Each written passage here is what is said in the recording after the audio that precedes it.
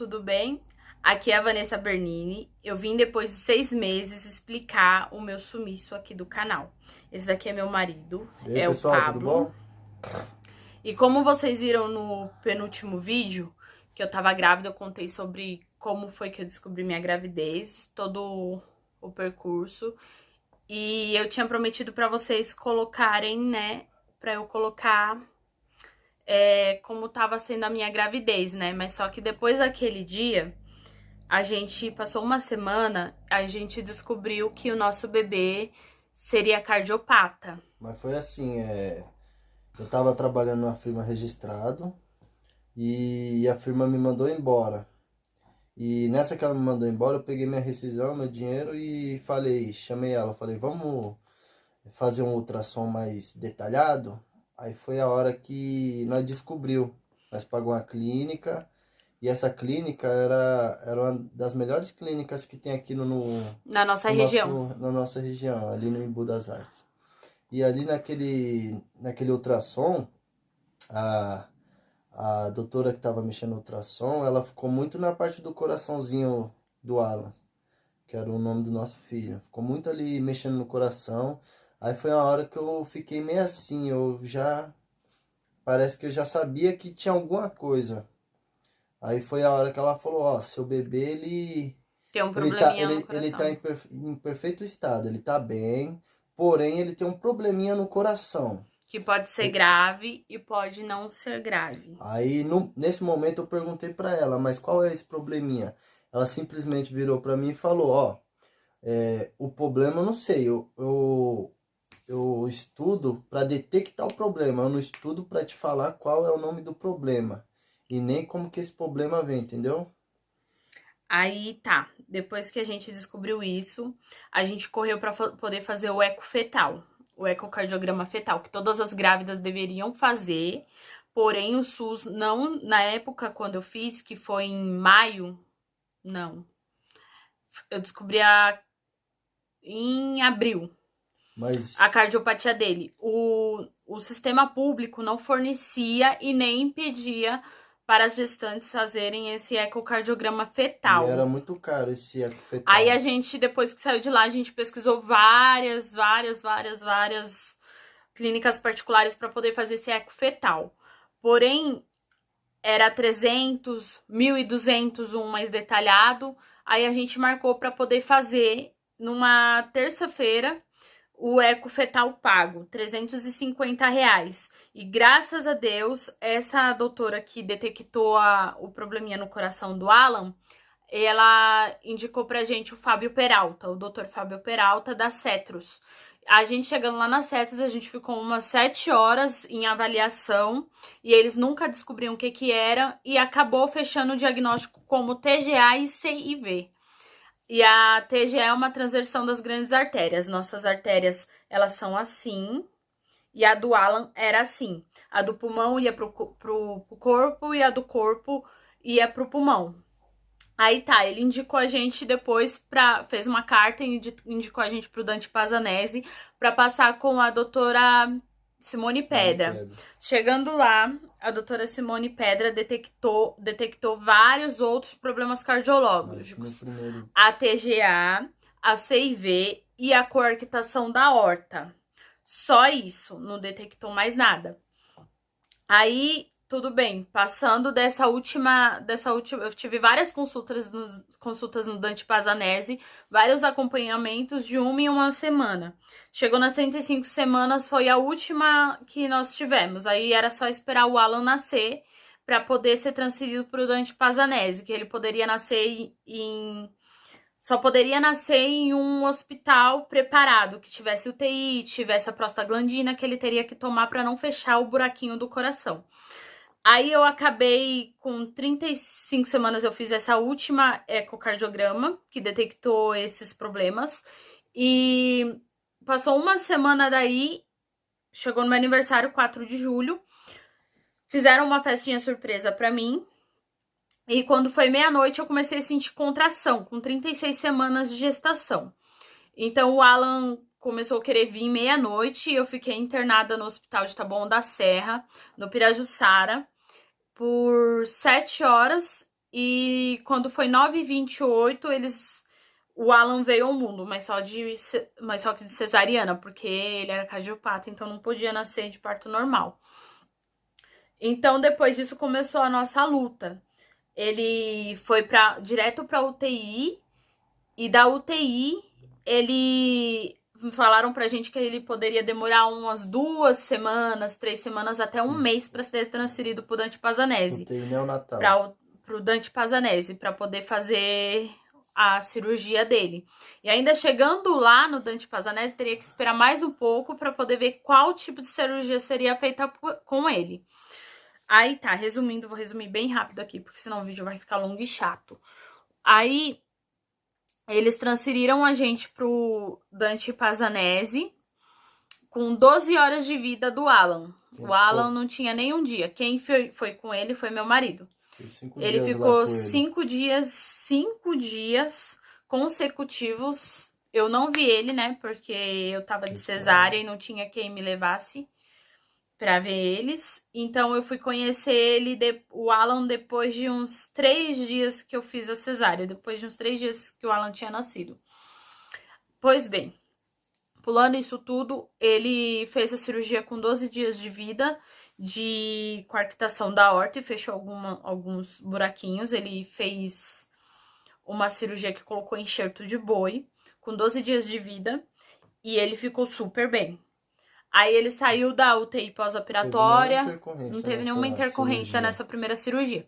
Saiu da pós-operatória e foi pra UTI neonatal, onde eu podia ficar com ele. Eu ficava lá um dia sim, um dia não, mas ia todos os dias. A gente nunca falhou um dia de ver ele. E eu dormia com ele nessa UTI neonatal, que eles deixavam, né? Aí passou um tempo, ele foi desestubado, até cogitaram dele ir pra casa pra ele voltar a fazer essa outra cirurgia, só que o coração dele não era igual ao nosso. Ele era um coração muito diferente, era um coração que era só dele, só ele que tinha o outro tipo de cardiopatia, mas eu vou chegar lá. Aí passou um tempo, ele fez 1 mês, aí no dia que ele fez 2 meses, marcaram uma cirurgia pra ele, que seria uma cirurgia paliativa, porque ele não poderia ser trocado. As veias não poderiam ser feitas a jatene, a troca das grandes artérias. Aí nisso nessa cirurgia, descobriram a hipoplasia do ventrículo esquerdo, que no caso não daria para fazer um transplante de coração, porque o vasinho dele era muito fininho, o ventrículo dele era muito fininho, então não dava para poder ele receber outro coração novo.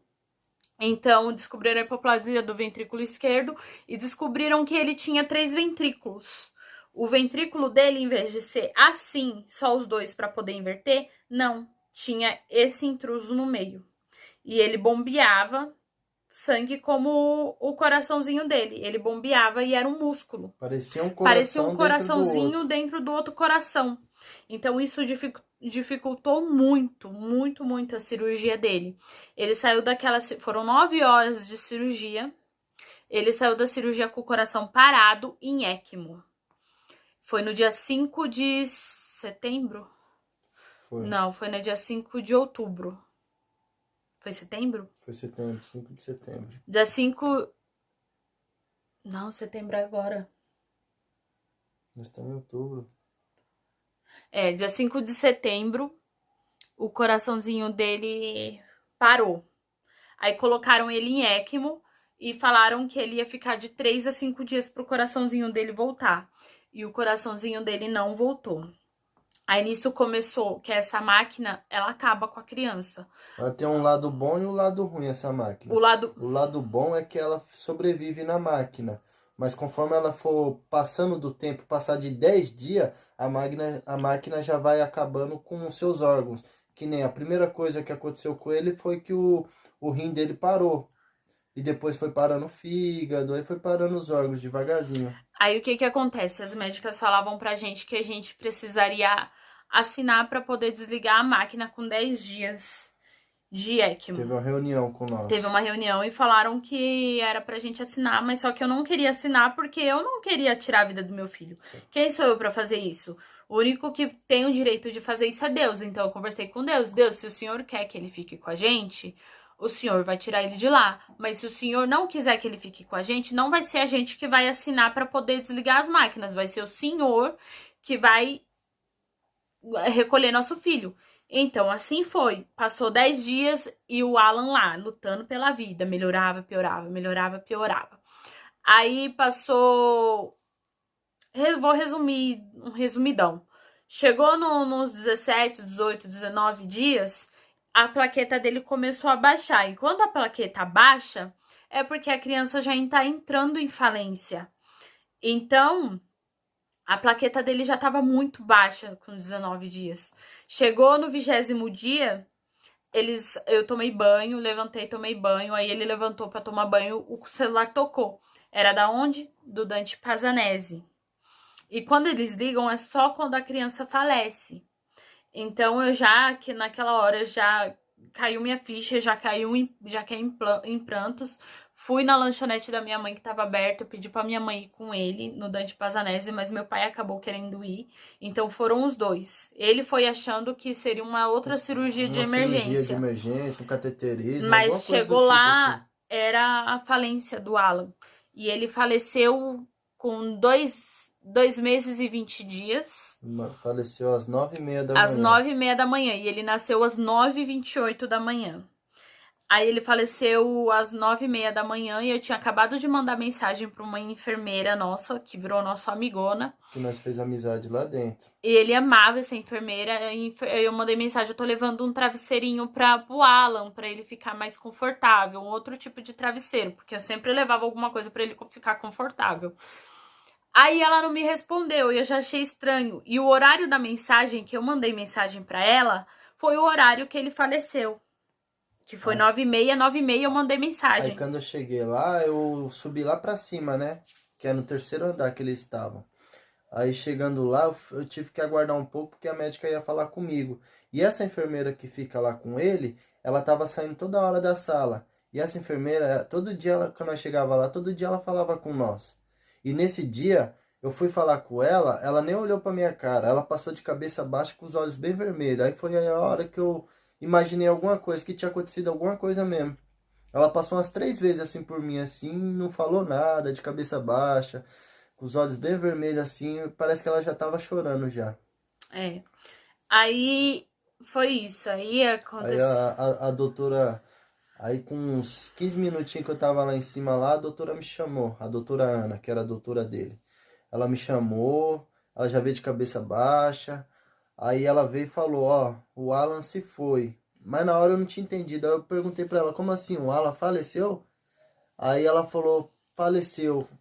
Aí foi a hora que eu comecei a chorar, ela chorou também, todo mundo que tava ao nosso redor chorou. Aí tudo que ela começou a falar pra mim só entrava por aqui e saía por aqui. Eu não conseguia escutar nada, eu só desabei. Aí eu perguntei pra ela, posso ir lá ver ele e tal, ficar um pouquinho com ele? Ela falou, pode, vamos lá que eu vou te acompanhar.